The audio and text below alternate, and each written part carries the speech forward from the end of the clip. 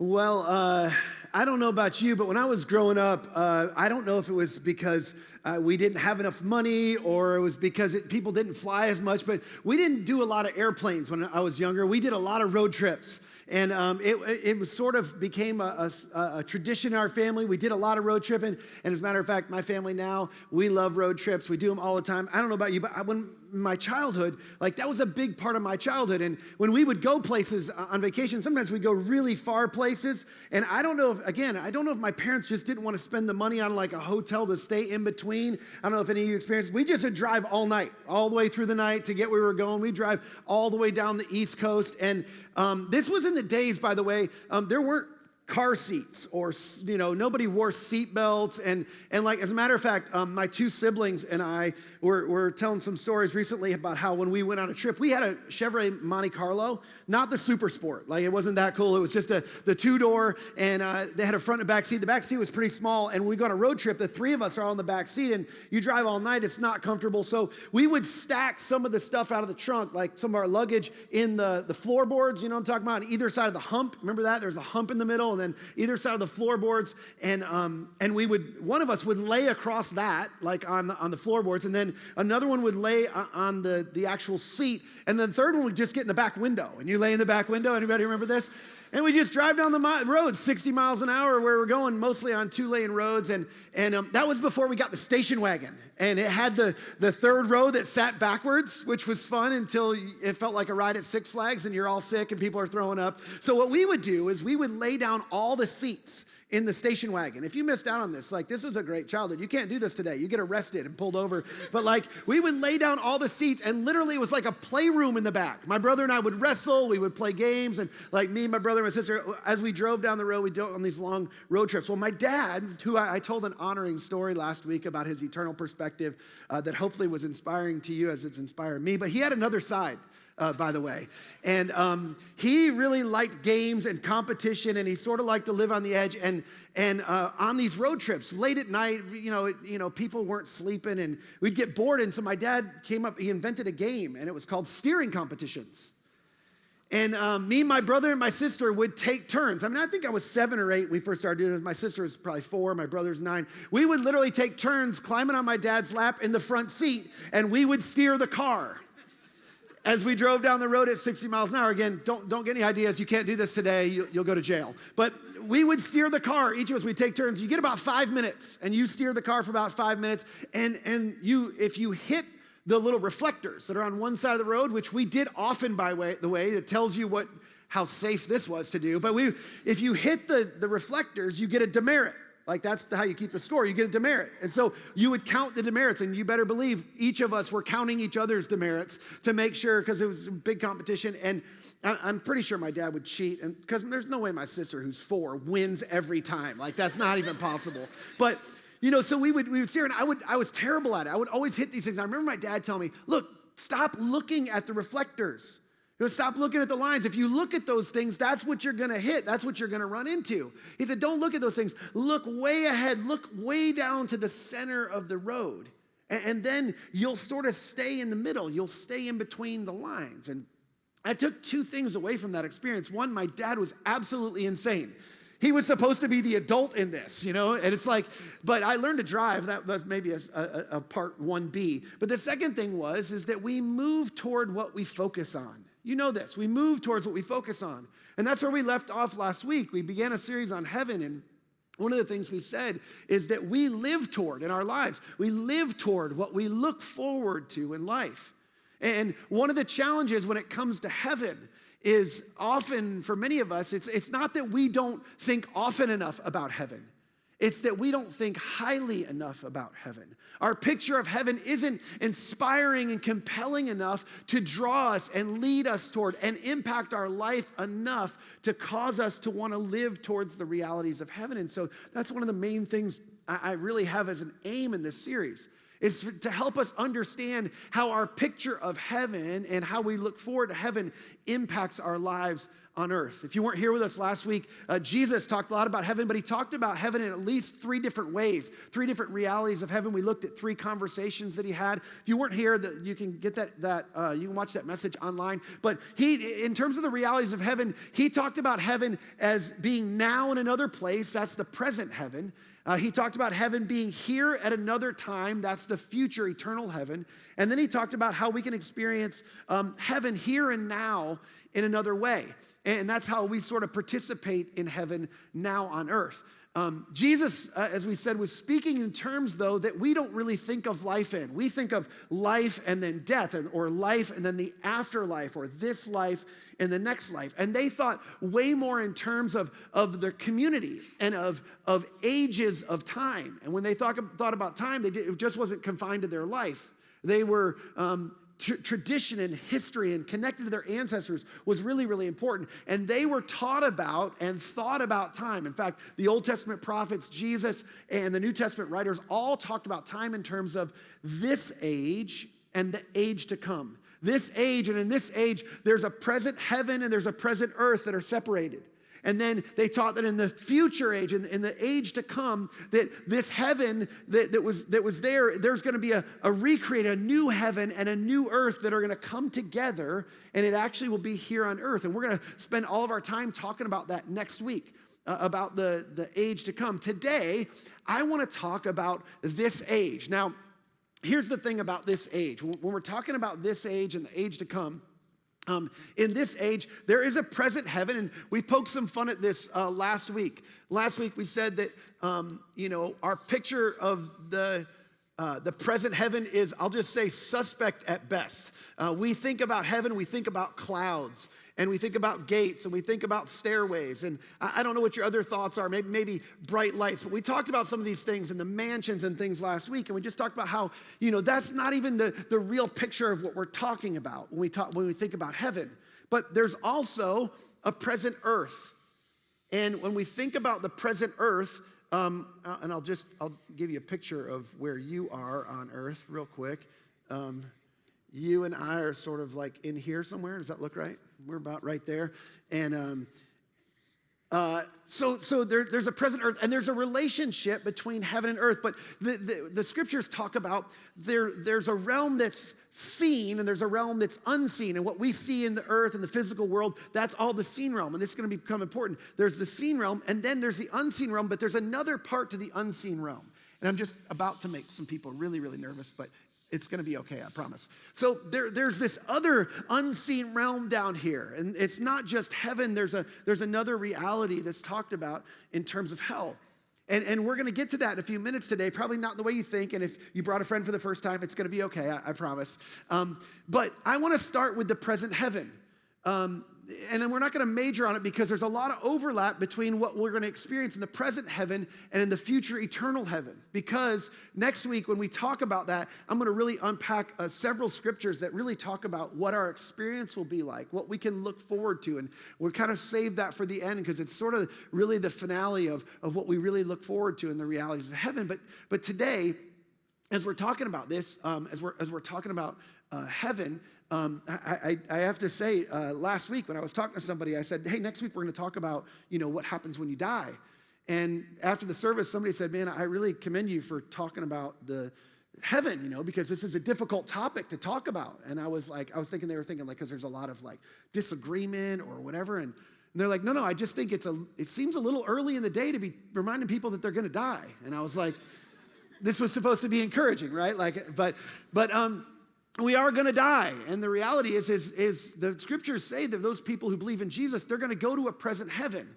And we get a glimpse in Revelation. John gives us one of the best glimpses of heaven that we can get. And you're going to read it. You got to think of his context. And John's context is that he's really mourning the loss of his friends. This is late in his life. And he was one of Jesus' closest followers, but his friends, the other followers of Jesus, many of them had given their life for the message of Jesus. They became martyrs for what they believed. And really, a lot of people believe this is what really caused the message of Jesus to explode and ultimately overtake the Roman Empire. But they had such conviction, and John's dealing with the difficulty of this isn't right. We're trying to follow you, God, and I'm trying to live my life for this, and I'm later in life, and I'm wondering about all this, and when are you going to return? And so God gives John a vision of heaven in Revelation 6, and it's sort of a peek into heaven. And remember, this is through the lens of his struggles and the people who've lost and the people who've suffered, and he's contemplating his own life. And John's given this glimpse, and I don't know if he was asleep, I don't know if he was awake, but God gave him this picture of heaven, and he wrote it down. And one of the things he said in that was, in Revelation 6, beginning verse 9, he says this, he said, I saw under the altar the souls of those who had been slain. So these were his friends and others who had, because of the word of God and the testimony they had maintained, they had become slain. They were killed for their faith. And these souls, they called out in a loud voice. And what they said was, how long, sovereign Lord, holy and true, until you judge the inhabitants of the earth and avenge our blood? Basically, how long? Hey, this was wrong, what was done to us. And so you can tell there's even some learning in this. It's like, how do we deal with that? And when are you gonna do something about this? Because there's others that are still suffering. And John's, again, as you see in this vision, this is his plight in life. And then each of them was given a white robe that kind of went over them, and they were told to wait a little longer. So God clothes them, and he says, hey, it's going to be okay. I'm clothing you in my righteousness. I want you to know I accept you, but I also want you to know you need to wait a little longer. I'm going to be patient because my desire is that none would perish. I'm going to be patient a little longer, and I'm even going to wait until the full number of their fellow servants, their brothers and sisters, were killed just as they had been.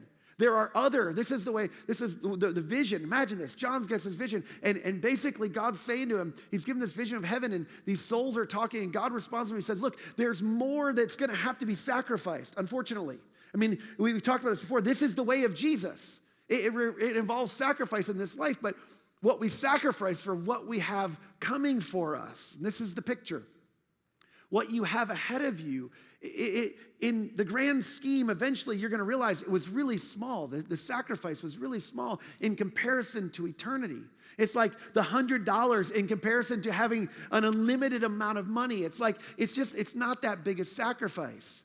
And John acknowledges in this, there's at least three things to look forward to. And again, this is just partial in comparison to what we're going to look at next week. But he said, look, you're going to go to a physical place. And the evidence, he saw souls, and there was an altar, there were loud voices, which shows vocal cords, and there's these white robes. So you're going to go to a physical place if you want to know what you can expect. And in this physical place, it's not that, a lot of people believe that physical is opposed to spiritual because physical is bad. And so we're going to be removed from our bodies because physical is bad, and we're going to, heaven's only spiritual. But the scriptures don't teach that. And if you think about it, physical and spiritual can't be opposed to each other. This is a very New Age thought, by the way. They can't be opposed to each other because if that were true, then God couldn't have inhabited a body in Jesus. God, who is holy, took on a physical body. And then that body was raised from the dead, and he ascended to heaven. So we know there's at least one body in heaven. And so there's going to be a physical place we go to, and we're going to have certain knowledge in this place.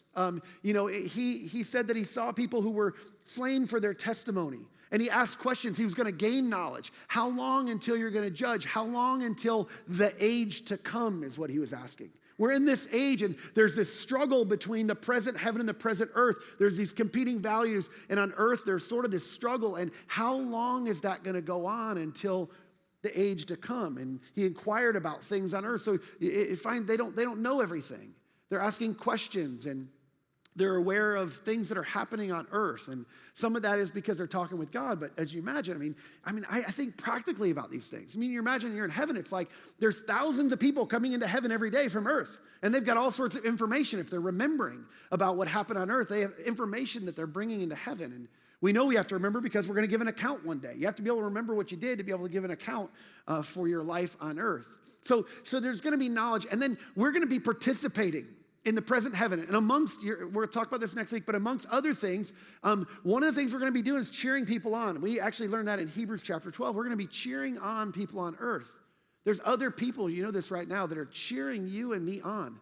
Like they're interceding for us and they're cheering us on. They're watching and they're going, keep going, be faithful. Stay away from the stuff that's going to lead you in the wrong direction in life. They're waiting and they're anticipating. And it talks about their brothers and sisters. They're enjoying family that they're reconnected with. There's a very strong familial connection and description in the scriptures of what we'll experience in heaven. So if we take this and we combine it with other things that the scriptures talk about the present heaven, here's a summary of what we have to look forward to. We look forward to a separation of our body and soul, which for some of us you're going, well, I like my body. I think my body's pretty good. Well, most of us, as we're aging, by the way, we're going, I really would like a new body. I could take a new body. I mean, somebody save me from this body. So that's something to look forward to.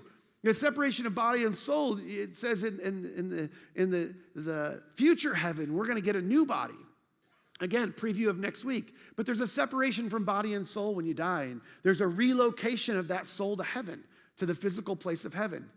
This is so important. There's a liberation of that soul from sin and from the brokenness of the world, the oppression of this world, any physical struggle. We're able to be freed of that. We no longer deal with temptation. We no longer deal with the brokenness and the hurt and the depression and the anxiety and the anger and all of those things that just plague us on the inside. We're liberated from those things. And then there's a reconnection with loved ones. And that reunion of I've missed this person for so long, and it's actually something you have really to look forward to as you move from this life to the next. And then, this may be the most important one, there's a satisfaction in God's presence. That you and we're going to find fulfillment and final satisfaction for all the longings on the inside. And so, as we're struggling physically, and we're wrestling spiritually, and we're longing internally, this is what's ahead of us. This is what you experience. And there's so much more. Don't miss next week. There's so much more in the future eternal heaven. But the truth is this is not something to be feared. It's why in the New Testament, they talked about death in terms of sleep. You know this, right? I don't know if you know this. In the New Testament and the first century followers, they didn't really think of death as like an ending to something, except for all the things that were bad. And it's like, hey, I'm going to go to sleep and I'm going to wake up. And when I wake up, I'm going to be in this place where I've experienced a liberation and a reconnection with people and this satisfaction in God. Now, with all that in mind, and so much more in the future heaven, but just with that in mind, I want to take us back last week. We stopped part way through Paul's thought. We just got the first part of what he was saying in Colossians chapter 3. And this is where he began. He said, if you were here, you remember this. Since you have been raised to new life with Christ, you've been given a new life with Christ. Because you've given a new life, set your sights on the realities of heaven, where Christ sits in the place of honor at God's right hand. I want you've been given this new life, and this new life is not just for this life, and it's not just for this world, and it's not just for this age. You've been given your life. You've been raised to a newness of life that will never die. Your soul will never die. You will experience everlasting life, which is both a fullness of life and it's a length of life. That's what you've been given. That's what you've been raised to. So here's what he says. Think about the things of heaven, not the things of earth. For you died to this life. You died to this world. You died to this age. And your real life is hidden with Christ in God. I think in some ways, like if, and I imaginary, I'm a preacher, so I do this a lot. I have imaginary conversations between some of these saints of old, and like I imagine this is what Paul would be saying to John. John's like, well, what's going to happen? And there's all this suffering and what I'm dealing with, and I think Paul's like, dude, you died to this life. Remember, like who cares if you die? Who cares if you're sacrificed? We don't have to worry about that. You don't have to be fearful of that. Like this is not the life we have to look forward to. There's so much more. You've been promised a new life, and you need to think about that life and the realities of heaven, because you're going to be raised. Because when Christ, who is your life, is revealed to the whole world, you will share in all his glory. In the age to come, when Christ comes back and he connects the new heaven and the new earth, you're going to share in all the glory and the goodness of that reality of heaven. So set your sights on the realities of heaven, and you'll begin living in that direction, as we talked about last week. And then, this is the best part, Paul goes on to unpack how we experience those things, how we experience heaven, even begin to get a taste of heaven now on earth. He says this, he says, so put to death the sinful earthly things lurking within you. Put to death the sinful earthly nature that's on the inside of you. And you need to fasten your seatbelt at this point, because this is not a road trip with my dad. This is going to get bumpy for a second. He gets intensely personal, and this will be uncomfortable, I promise you. He says this, he says, have nothing to do with sexual immorality or impurity, lust and evil desires. When you look, and you look again, and you look at what you shouldn't, and you hook up with someone you shouldn't, and you set your sights on things that you shouldn't. You set your sights, you aim way too low. You aim at earthly things. You aim at earthly things that are affected by the forces of brokenness and the forces of darkness. You settle, here's what you do. You settle for a distorted, perverted, counterfeit version of what you truly desire. The true intimacy that you're after, the true intimacy that God designed you for. He's given you instruction about how to experience that. And it comes through monogamy and fidelity and purity. And somebody's going, I thought this was a series on heaven. Like, what is this? Somebody just logged on. So we are talking about heaven. This is about how you experience heaven on earth. He says, look, that's going to bring all sorts of brokenness into your life.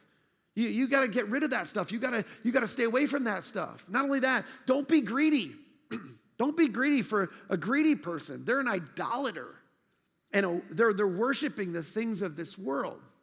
It's funny. Nobody thinks they're greedy. You know how that is? It's like, nobody really thinks, it's like, no, I'm a generous person. I give, I help other people. I don't live for money.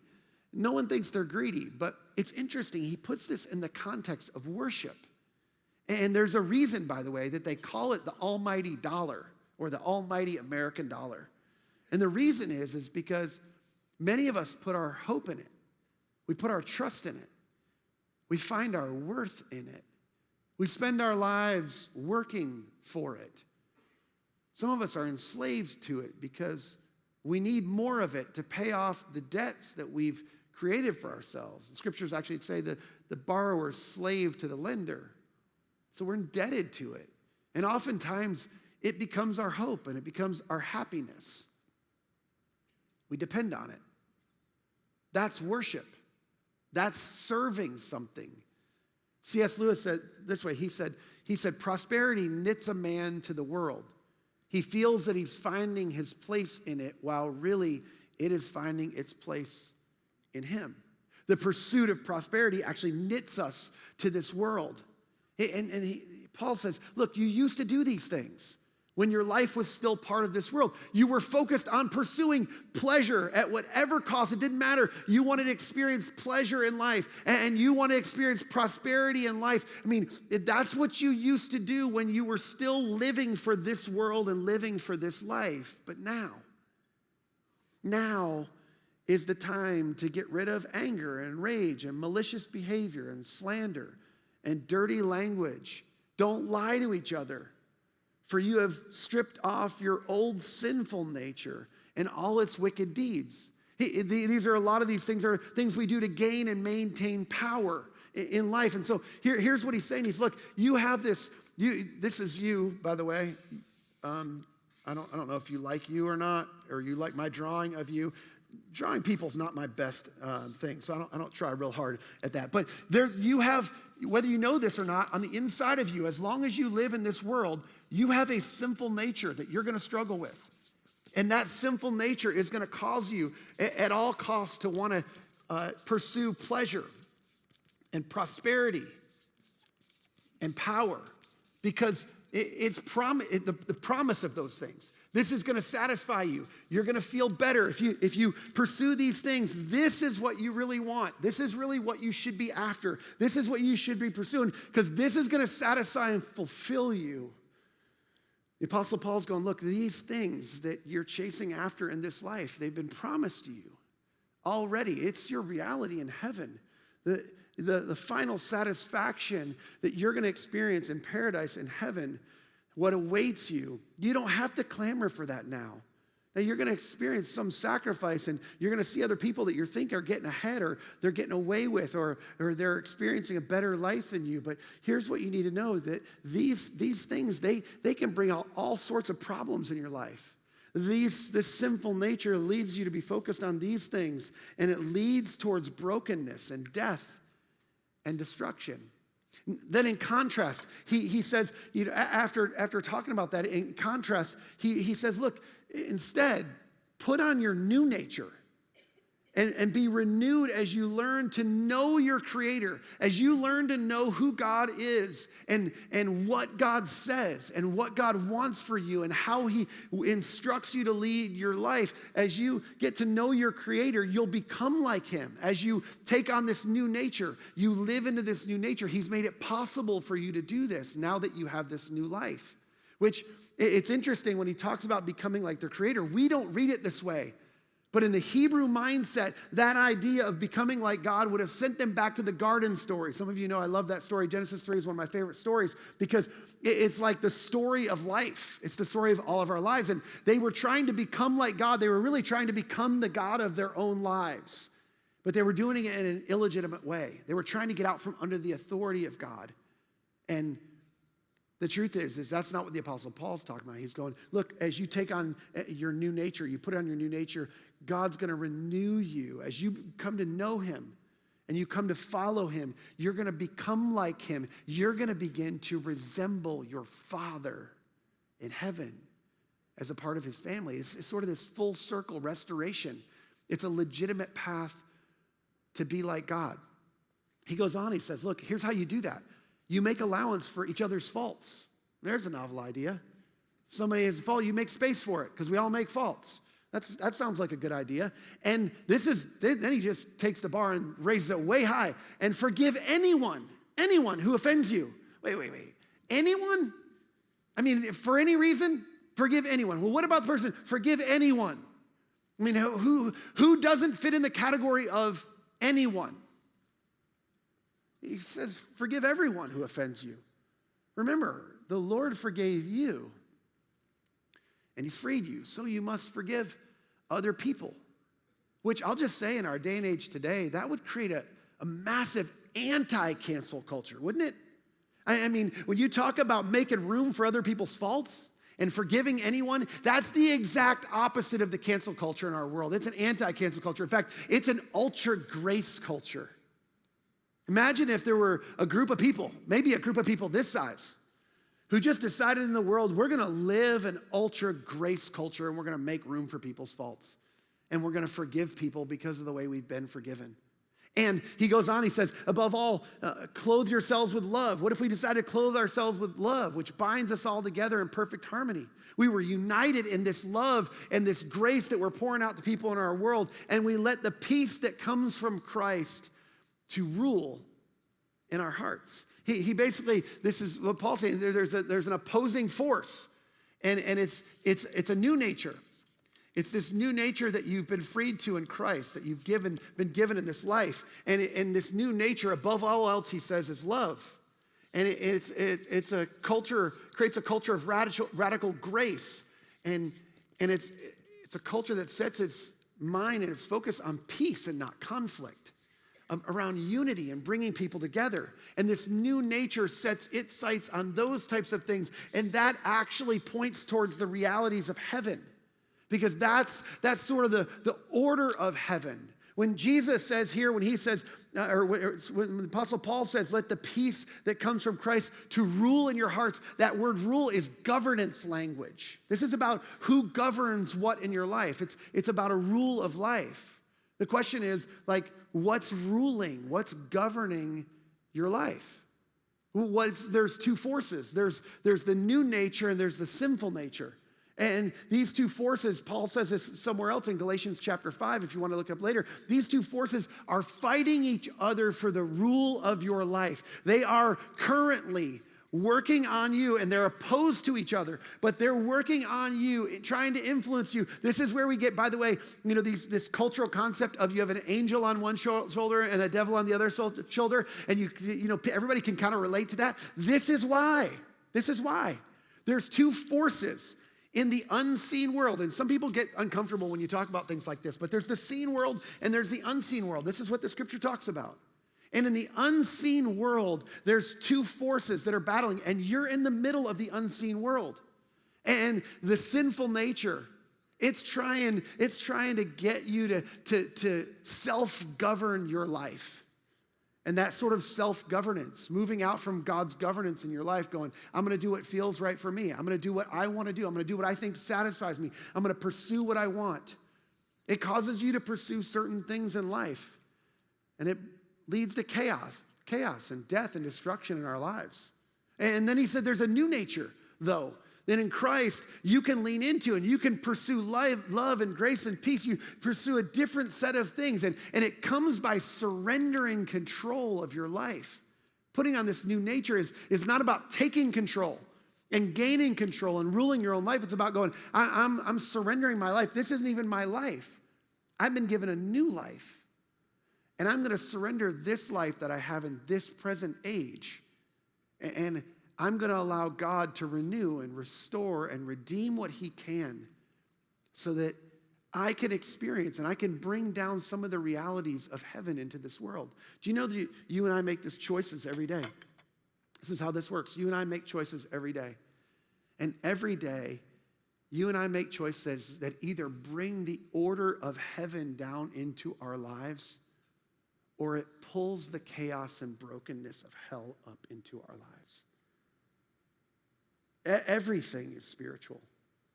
The decisions you make about your sexuality, the decisions you make about your finances, the decisions you make about your careers and your relationships, and the stories you're going to tell and the excuses you're going to make and the things you're going to prioritize and how you're going to spend your time and your money, all those things are spiritual. And you make decisions every day. And you either make decisions that are governed by the rule and the authority of heaven. And when you do that, you actually bring down the goodness and the order and the grace and the mercy and the peace of God into your life and other people's lives. Or we make decisions that brings the chaos and the brokenness and the destruction of hell up into our lives. Now, I just want to say this real quick. It's a quick caveat. Like, if you're here today and you believe that all there is to life is this life, I understand that. And if that's you, I'll just say this. If you think your one shot to experience all your deepest longings in your heart is this life, have at it. I'm serious. You should just go for it.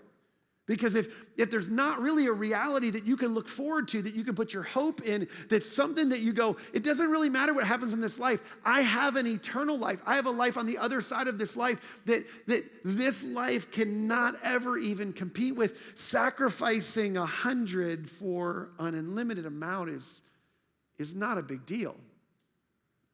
But if you're somebody who's going, I'm not so sure I can put my hope in that. I want to get as much as I can out of this life. Have at it. But I want you to beware that you're in danger of pulling all sorts of hell up into your life and brokenness up into your life. And you don't have to take my word for it. You just ask some people. If you need some references, I can put you in touch with some people. Just ask some people who've set their sights for a very long time on satisfying themselves with sexual pleasure, or satisfying themselves with accruing wealth, or satisfying themselves with chasing power as their chief end. And they didn't realize it, but for a really long time, that's what they chased. Just see what type of chaos and difficulty and destruction they've brought up into their lives. You don't have to take my word for it. You know somebody. You've watched people. There's people around you. It's not that they're wealthy that's the problem. That's not the problem. It's not that people experience things that are pleasurable in this world that's the problem. That's not the problem. It's not that people have power, influence. That's not the problem. It's when that becomes the chief end, and that's what you set your sights on, and that's what you put your hope in. The Apostle Paul says this. He says, what you set your sights on, what we set our sights on is the ruler of our lives. So he says, set your sights on the realities of heaven and what's ahead of you. Because living under the authority and the governance of heaven in God's created order, it brings the goodness and glory and well-being and meaning and purpose. It brings it into this life in part, and not in fullness, but it gives us a taste, and not just for you, but people around you. But when you choose to try to live outside underneath that governance, and you lean into your sinful nature, you choose your own authority. We pull the chaos and brokenness of hell up into our lives. And this is what you need to know. As we talked about last week, what you look forward to, you live toward, and you experience more in your life. And when you look forward to these things, and you experience not what this is promising. You experience the consequences of that. And this is, the Apostle Paul is going, don't do that. It's bad for you. But here's what you need to know. It's not just bad for you. It impacts way more than just you. Way more. The way we live our lives is a billboard. It's a billboard for the ultimate hope that we have as Christians. As we live in our world, in our city, and as we live in front of the next generation, what do they think we've placed our hope in? What do they see us chasing? What do they think is most important in our lives? We were asking the question, people around us, is it any different than anybody else in the world? See, many of us aren't looking forward to the realities of heaven and what's been promised to us way more than we are the things of this world. We're looking more forward to the promotion or a vacation or retirement in such a way that we don't actually put the realities of heaven on display for people in front of us going, I can make this sacrifice. I can do this because let me tell you what I have coming in front of me. Let me tell you the hope that I have in front of me. I have a friend that does this for me often. His name's Kyle Peace. Some of you may know Kyle Peace. Kyle is, we got claps for Kyle Peace. I love that. Kyle suffers from cerebral palsy, and he has his whole life, and Kyle is an extraordinary person. And even though he suffers from a disability, Kyle does a lot of extraordinary things. He's done several triathlons, and this is him at the Boston Marathon. He's done Ironman triathlons. This guy runs a couple businesses. He has a nonprofit. He's very involved here at Buckhead Church. In fact, I'm talking with him right now about he has this vision for wanting to create a ministry for families with kids with disabilities. Because he's been able to experience and accomplish so much in his life, he wants to give younger kids a greater picture to shoot for in life. And Kyle is incredibly inspiring to me, and he's of huge personal encouragement to me. And when he heard that I was beginning a series on heaven, he sent me a text message. Kyle sees the world differently than we do, in a really great way, by the way. And this was his text to me. He said, I can't wait to hear and see this series. Even though I believe God has way more in store for me in this life, if I were to die tonight, I would be a happy man because God would have turned all of my disabilities into abilities. Listen, when you're struggling in this life with difficulty, physically, emotionally, spiritually, internally not experiencing what you want. I mean, I say Kyle, he may have a disability, but he has a massive advantage over most of us. For me, one of the things that text did for me was to go, you know what? I need to learn from you. You have a far keener sense of our inability to experience the ultimate fulfillment and satisfaction in this life that our sinful nature is telling us that we can. You have a far greater appreciation for what we're going to experience in heaven, such that you're not only anticipating and appreciating, you're fixated on what is to come. Let's tell you, that's an insane example of what the Apostle Paul is talking about.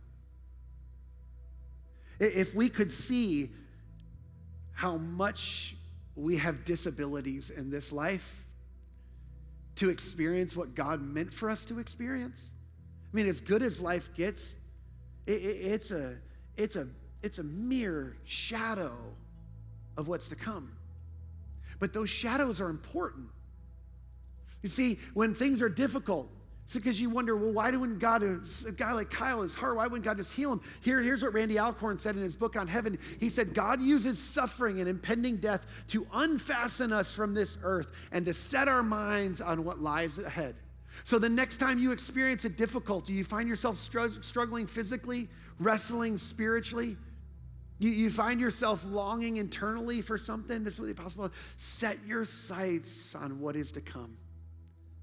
See, Paul and Jesus both taught that we could experience parts of heaven on earth now. That's why Jesus taught us to pray, your kingdom come, your will be done on earth as it is in heaven. The Apostle Paul's telling us, aim higher, aim for something greater, play the long play. Because what you look forward to, what you're striving toward, is what you're living toward.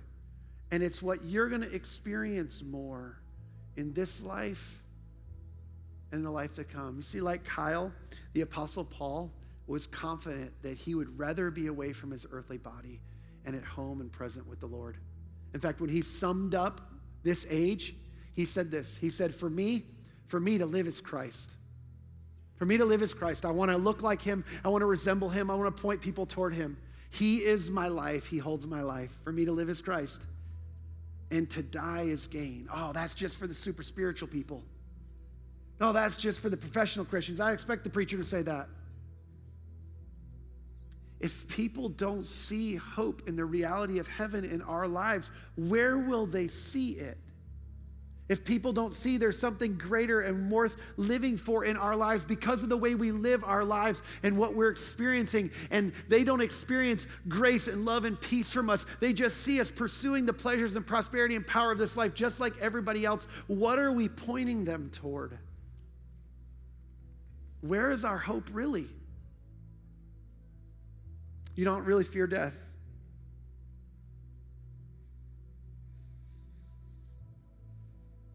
It'd be sad. I wouldn't want to leave my family, but I know what I have to look forward to. I look forward to reconnecting with my dad one day. I look forward to a renewed body. I look forward to fully and finally being satisfied all the things I struggle with and the things that I try to wrestle and pursue, work through so that I'm not pursuing things and bringing hell and chaos into my life and my family. But I'll tell you what I fear, what I fear most. I fear getting to the other side of heaven and running into somebody I knew and them saying to me, wait, you knew this is how it was going to end?